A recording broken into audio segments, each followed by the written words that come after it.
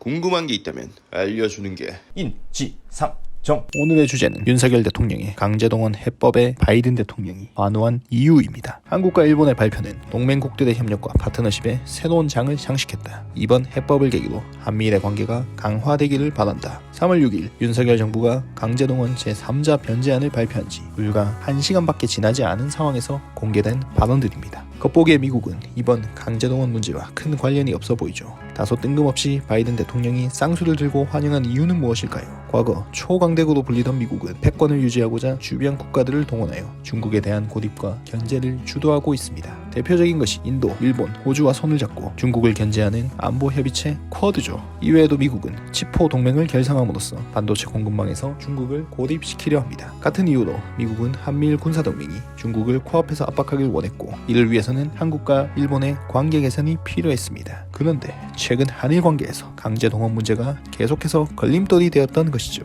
윤 대통령은 미국의 의도에 화답하듯 강제동원 문제를 처리했습니다. 국민과 피해자들의 동의 없이, 일본의 사죄와 배상도 없이 한국재단이 피해자들에게 배상한다는 뜬금없는 방식으로 말이죠. 윤석열 정부의 해법 아닌 해법과 함께 한미일 군사동맹은 급물살을 타고 있습니다. 한미일 연합 군사훈련을 공개적으로 진행하고 주일미군이 한반도에서 훈련을 하기도 했습니다. 윤석열 대통령은 일본, 미국과 연쇄회담을 실시하고 해구산 협의체 창설을 추진하는 등 군사공조를 강화하고 있죠. 과연 바이든 대통령의 입장에서는 엄지를 치켜세울만 하네요. 그러나 한국은 한국의 입장에서 생각해야 합니다. 이번 해법을 통해 미국은 만족하고 일본조차 자민당 의원이 완승이다 라고 외쳤지만 우리가 얻은 것은 그 무엇도 없습니다. 아니, 굴욕적인 한일 관계와 한반도 주변의 군사적 긴장감만은 얻었다고 해야 할까요? 게다가 한미일 군사동맹을 통해 한국은 미국이 주도하는 신냉전 구도에서 선봉에 서는 모양새가 되고 있습니다. 실제로 한미일은 한반도 주변에서 군사훈련을 늘리고 중국은 이에 대해 반발하고 있습니다. 한반도가 전쟁 위기에 휩쓸릴까 걱정됩니다.